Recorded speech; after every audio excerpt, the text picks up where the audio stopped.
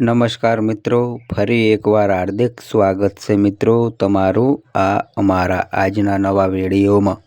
મિત્રો, આ નવરાત્રિના આ 9 દિવસમાં ભૂલથી પણ આ 5 વસ્તુઓ કોઈને આપતા નહીં, નહીંતર ઘરમાં ખૂબ ગરીબી આવશે તેમજ ન થવાનું થશે। જો તમારા ઘરમાં માંગલિક કાર્ય થવાના હશે, જેવા કે લગ્નની તારીખ નક્કી થઈ ગઈ હશે, તો તેમાં પણ અડચણ આવશે। અને જો કોઈની સગાઈ નક્કી થઈ ગઈ હશે, તો તેમાં પણ મિત્રો સગાઈ પણ કોઈ કારણોસર તૂટી જશે। તેથી આ ભૂલ ન કરતા।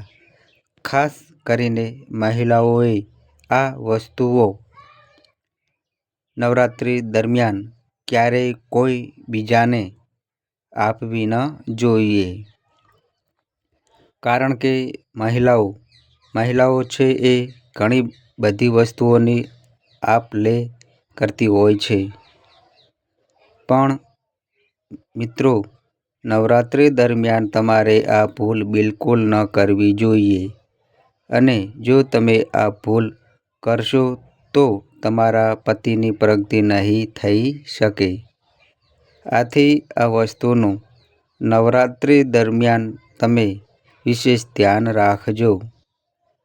તેની સાથે જ મિત્રો, ઘણી સ્ત્રીઓ એવી હોય છે જે નવરાત્રિના સમયમાં ગરબા રમવા તો જાય જ છે, પણ તે ગરબાનું સરખી રીતે ધ્યાન નથી રાખી શકતી।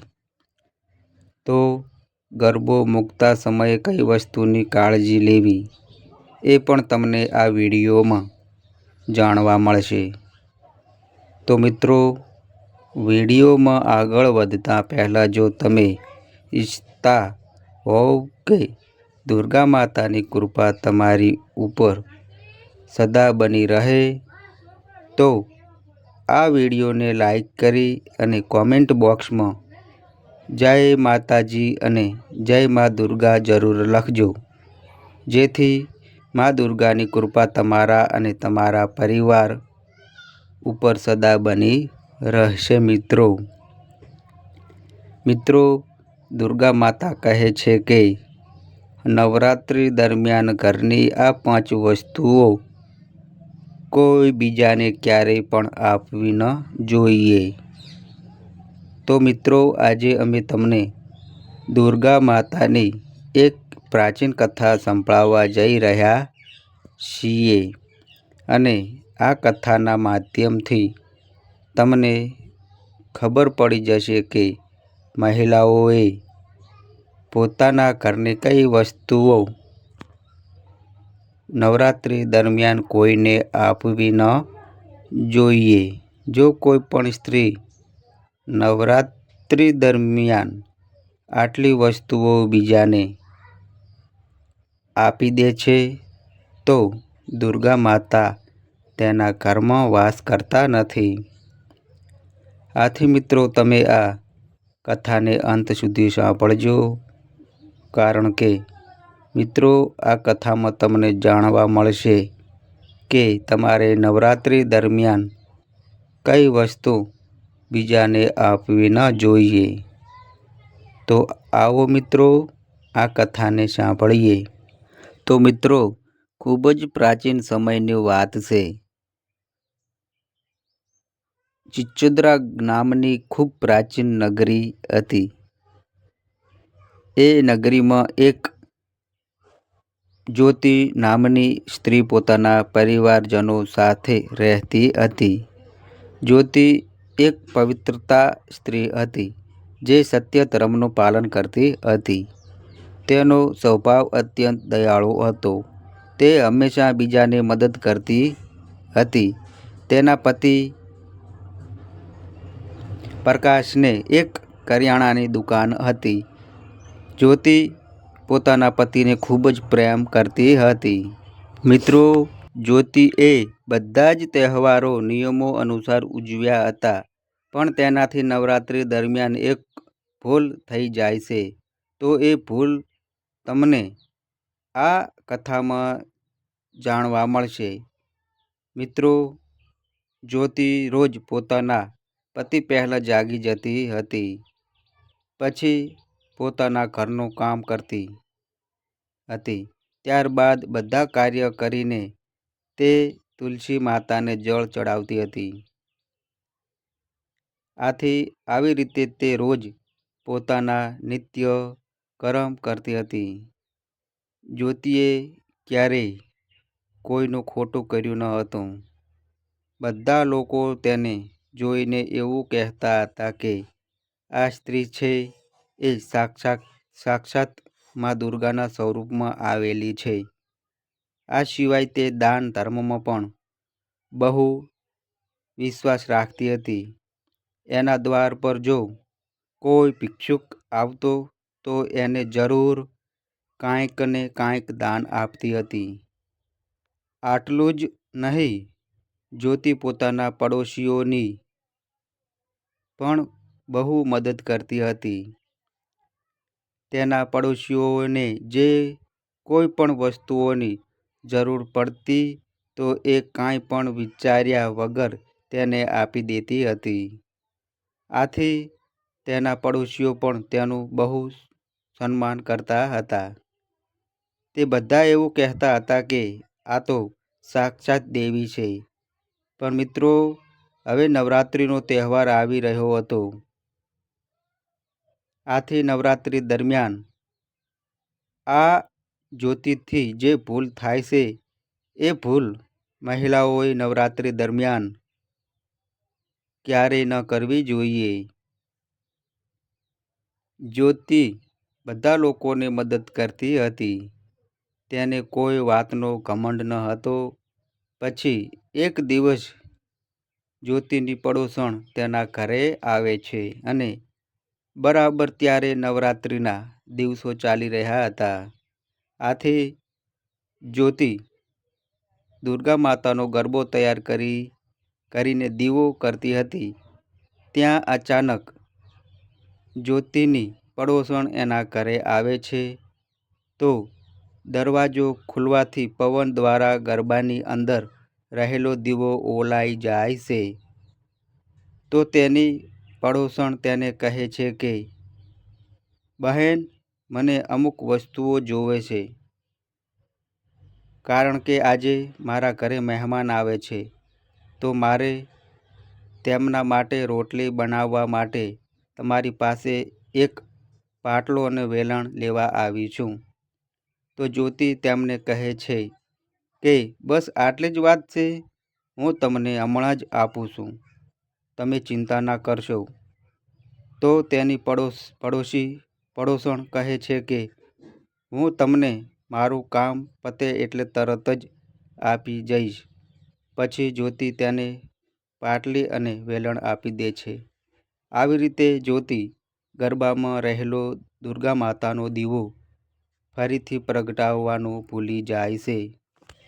તેના પછી મિત્રો, થોડાક સમય પછી અન્ય એક સ્ત્રી જ્યોતિના ઘરે આવે છે.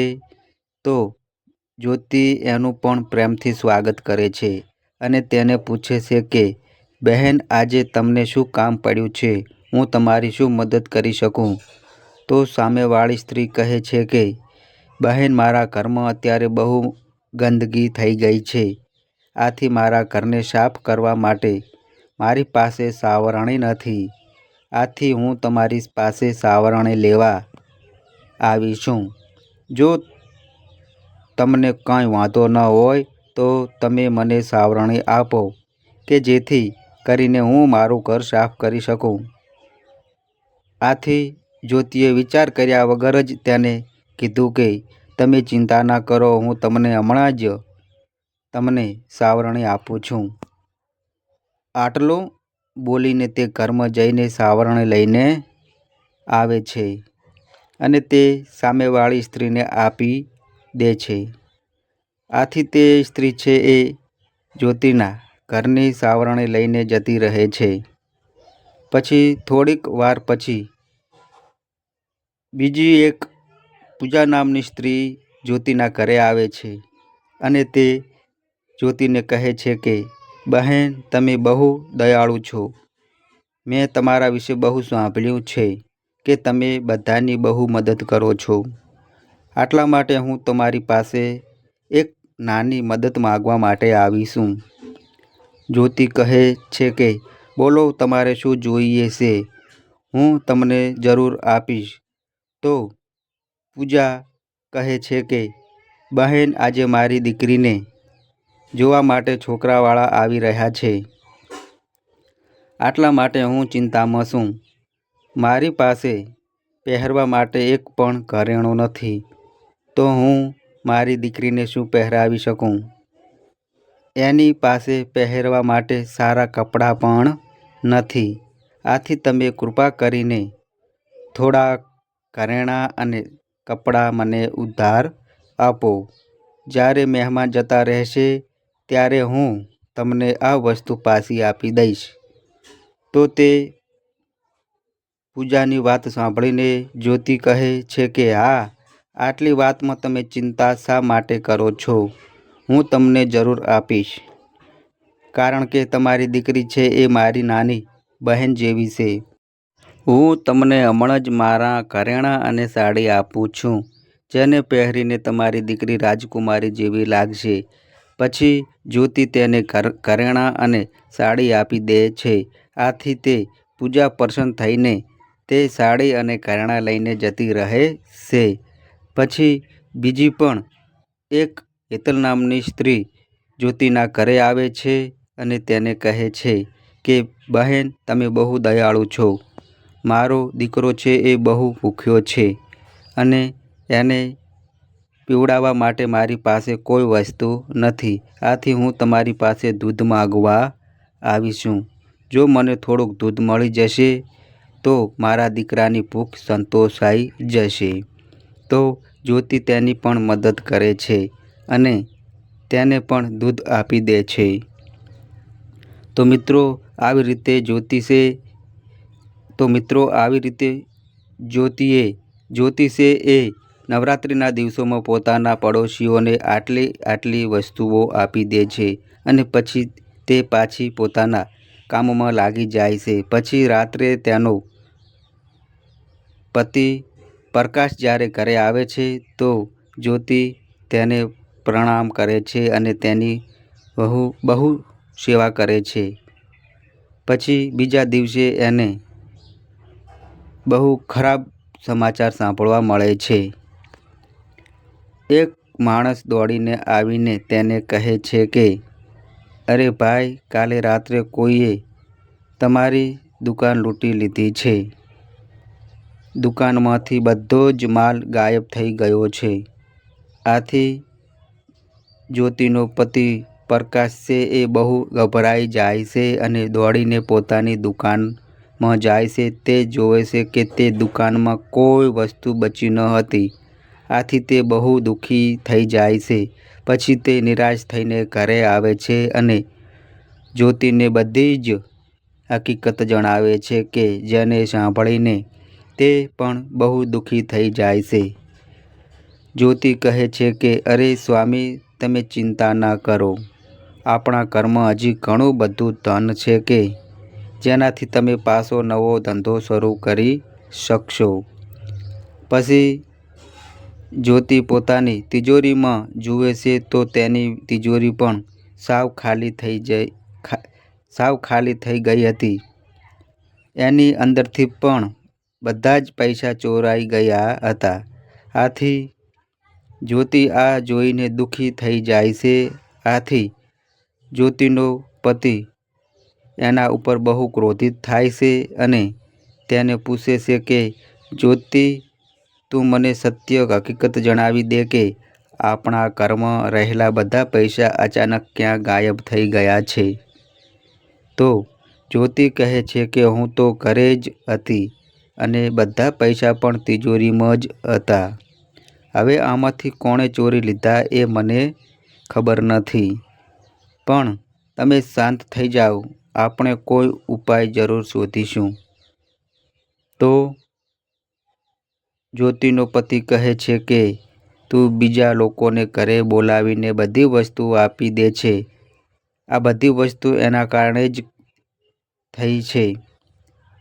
એમાંથી જ કોઈએ આપણા ઘરના બધા પૈસા ચોરી લીધા છે. આથી જ્યોતિનો પતિ તેને ગુસ્સામાં ગમે તેવું બોલવા લાગે છે. જ્યોતિની સાસુ પણ તેને બહુ બોલે છે. તેને કહે છે કે તું આ બધા પડોશીઓને ગમે તે વસ્તુ આપી દે છે. આથી એ લોકોએ પણ આપણા ઘરમાં ચોરી કરી છે. પછી જ્યોતિ પોતાના પતિને કહે છે કે મને માફ કરી દો, મારાથી બહુ મોટી ભૂલ થઈ ગઈ છે. મેં મારા અમુક ઘરેણાં મારી પડોશીઓને આપેલા છે. હું હમણાં જ લઈને આવું છું. પછી જ્યોતિએ મહિલાના ઘરે જાય છે તો તે સ્ત્રી પણ તેના ઘરેણાં લઈને ભાગી ગઈ હતી. આથી જ્યોતિ નિરાશ થઈને ઘરે આવે છે અને પોતાના પતિને પ્રકાશને હકીકત જણાવે છે. જ્યોતિની વાત સાંભળીને પ્રકાશ બહુ ગુસ્સે થઈ જાય છે અને જ્યોતિને કહે છે કે તું આ ઘરને છોડીને જતી રહે. જ્યોતિ કહે છે કે તમારી સિવાય મારું આ દુનિયામાં કોઈ નથી. તો તેનો પતિ પ્રકાશ કહે છે કે તું ગમે ત્યાં જા, પણ હવે આ ઘરમાં તું નહીં રહી શકે. તારા લીધે જ મારું બધું ખરાબ થઈ ગયું છે. પછી જ્યોતિ દુઃખી થઈને પોતાના પતિના ઘરને છોડીને જતી રહે છે. હવે મિત્રો ધ્યાનથી સાંભળજો, મજા આવશે. અને જો મિત્રો આ અમારી માહિતી ગમે તો વિડીયોને તમારા મિત્રો સાથે શેર કરજો, લાઈક કરજો. અને આ અમારી ચેનલ પર નવા આવ્યા હોય તો મિત્રો ચેનલને સબસ્ક્રાઈબ કરજો. પછી મિત્રો ચાલતા જ્યોતિ માં દુર્ગાના મંદિર પાસે આવે છે અને દુર્ગા માતાને પ્રાર્થના કરીને કહે છે કે હે દુર્ગા માં, મેં એવું કયું પાપ કર્યું છે કે જેનાથી મારી આવી હાલત થઈ ગઈ છે?